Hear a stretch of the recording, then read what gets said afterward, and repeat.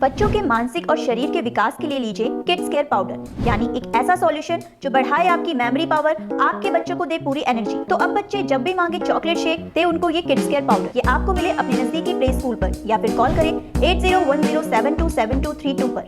नमस्कार, स्वागत है आपका हमारे फिट इंडिया प्रोग्राम में।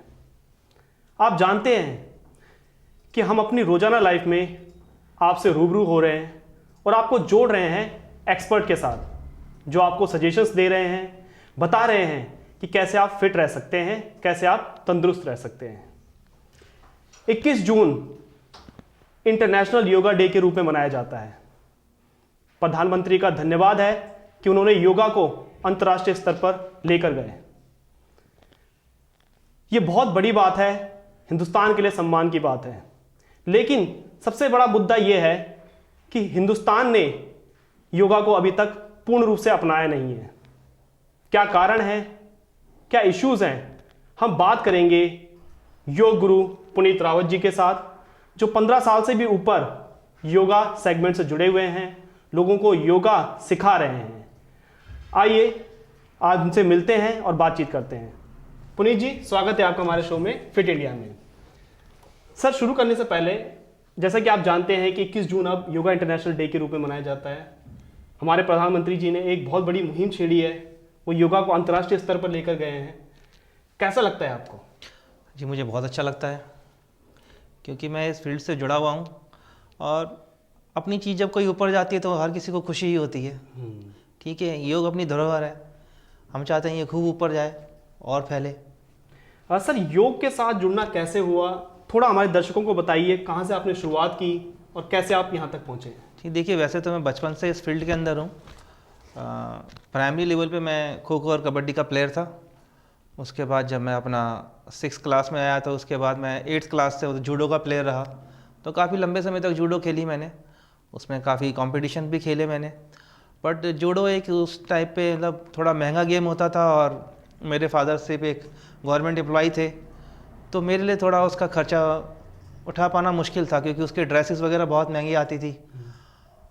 तो इस चक्कर में फिर मैं फिर योग के फील्ड में आ गया। तो फिर मैंने 2004-05 में अपना योग का एक डिप्लोमा किया अपना east of Kailash Chandra college से।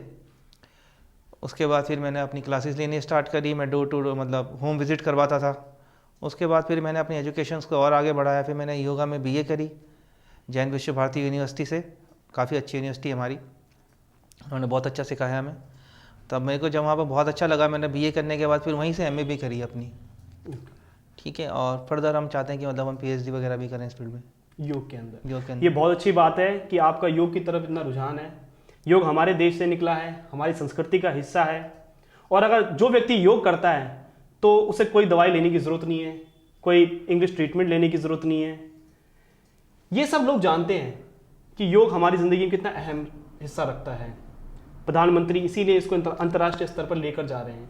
लेकिन फिर भी हिंदुस्तान के जो कुछ लोग हैं, या मैक्सिमम आप कहें लोग, वो योग को अपने आप से इंट्रोड्यूस नहीं कराना चाहते।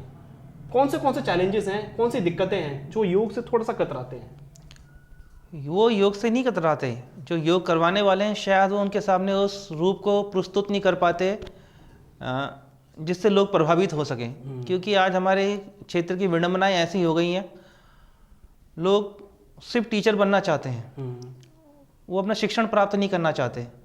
मैं सबसे एक ही बात कहता हूँ, जैसे हमारे यहाँ बहुत छोटे छोटे कोर्सेज चल गए हैं, कोई 200 घंटे का बोलता है, कोई 500 घंटे का बोलता है, जहाँ योग में लिखा गया कि पूरा जीवन भी इसके लिए कम पड़ जाता है। जन्मों जन्मों की साधना होती है, तो जन्मों जन्मों की साधना को आप 200 घंटे में कैसे कवर कर सकते हो? एक हम सब ने ही पढ़ाई करी है, स्कूल में एक पीरियड्स भी होता है तो 45 मिनट का होता है। साइंटिफिकली देखा जाए तो माइंड की कैपेसिटी 45 मिनट की ही होती है। उसके बाद वो अपना लेग छोड़ना स्टार्ट कर देता है, बोर्डम आना स्टार्ट हो जाता है। अगर आप किसी बंदे को खाली 10-10 घंटे एक जगह पे बिठा के रखोगे तो क्या वो सीख पाएगा? सीखने की एक लिमिट होती है। फिर हमारे देश की विडंबना ये हो गई कि वो 2 महीने का कोर्स करना चाहते हैं और 60 साल तक की नौकरी चाहते हैं। ठीक है, लोग इस चीज़ को नहीं समझते कि हमारी वजह से पूरी दुनिया योगा इंटरनेशनल डे मना रही है। लोग हमारे यहाँ फील्ड के अंदर क्या हो गया कि वो US अलायंस का सर्टिफिकेट लेने की कोशिश कर रहे हैं। भाई, हम भी तो किसी के लिए इंटरनेशनल हैं।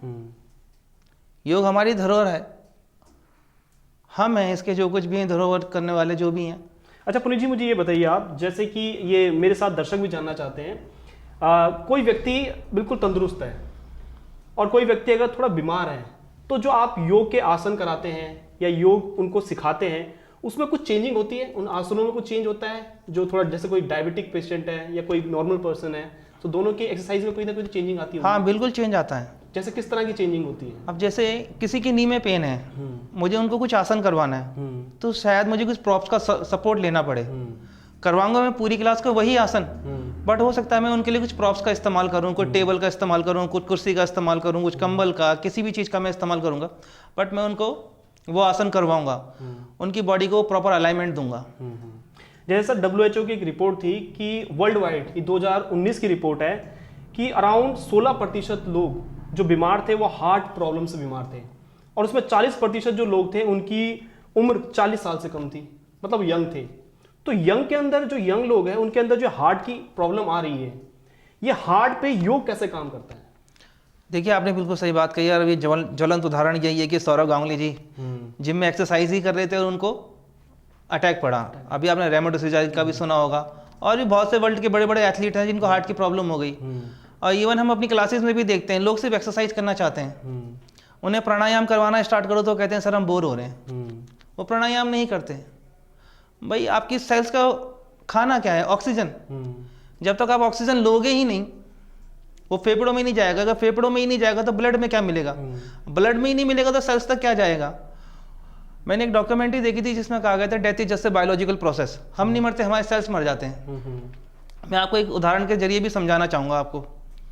आपने देखो कई घरों में किसी को, जैसे किसी बच्चे को किडनी की प्रॉब्लम हो गई, अगर उसे 25 साल की उम्र में प्रॉब्लम हुई है, अब मदर की 47 या 50 साल है, तो वो अपनी किडनी अपने बच्चे को दे देती हैं। अगर मदर 75 साल तक जीती है तो बच्चा भी तो 75 साल तक जिएगा। 75 और 75 कितना हो गया? 150 हो गया। तो कहते हैं ना इंसान की उम्र 100 साल की होती है, बट उस ऑर्गन ने तो 150 साल तक काम कर लिया। साइंस ये प्रूव कर चुका है कि इंसान की आंख 400 साल तक काम कर सकती है। इस चीज़ को मैं आपको फिर दोबारा समझाता हूँ। एक बच्चे का बाय एक्सीडेंट 5 साल में अगर उसकी आंखें चली गई, उनके दादाजी की 75 या 80 साल में उन्होंने अपने पोते को अपनी आई डोनेट कर दी, बच्चा भी तो इतने साल जिएगा। अगर बच्चा भी इतना जिया तो 150 मतलब 160 के आसपास तो उस आंख की उम्र हो गई। तो आप पुनीत जी ये कहना चाहते हैं कि हमारे ऑर्गन जो हैं वो काफ़ी लंबे समय तक जी सकते हैं, ये कहीं ना कहीं हमारी जो ये मेंटल लेवल है, दिमाग की जो दशा है, उसके कारण हमें लगता है कि हमें कोई ना कोई दिक्कत है? हाँ बिल्कुल होता है। जैसे हम देसी भाषा में बोलते हैं ना कि मतलब एक जिंदा आदमी में और एक मृत व्यक्ति में क्या फ़र्क है। अगर आपके सामने कोई मृत व्यक्ति पड़ा हुआ और आप यहाँ पर जिंदा खड़े, लाइव खड़े हुए हैं, उसमें बॉडी के सारे ऑर्गन्स हैं, आप में भी बॉडी के सारे ऑर्गन्स हैं, उसमें और आप में क्या एक चीज़ नहीं है जो उसे मृत बनाती है और आपको जीवित बनाती है? वो देसी भाषा में हम बोलते हैं ना कि उसने प्राण छोड़ दिए, तो वो प्राण ऊर्जा नहीं है उसके अंदर। जैसे एक्सपर्ट ने बताया कि हमारे जो बॉडी के ऑर्गन्स हैं वो काफ़ी लंबे समय तक जी सकते हैं, हमारे एक्सपेक्टेशन से भी ज़्यादा। बस प्रॉब्लम क्या है? हमारी मनोदशा की। हमें अपने दिमाग को सही करना पड़ेगा, अपनी हैबिट्स को सही करना पड़ेगा। सर मैं आपको ज़्यादा वक्त लगूंगा नहीं क्योंकि आपका काफ़ी कीमती समय है। एक हमारा सपना है, फिट इंडिया का सपना है कि हम एक स्वस्थ देश को देख सकें। एक स्वस्थ देश बनाने के लिए हम एक्सपर्ट को दर्शकों से जोड़ रहे हैं। आप एक संदेश दे दीजिए हमारे दर्शकों को कि कैसे वो स्वस्थ रह सकते हैं और योगा को अपनी लाइफ में कैसे इंडल्ज कर सकते हैं। देखिए हर किसी व्यक्ति को पहले योगा करना चाहिए।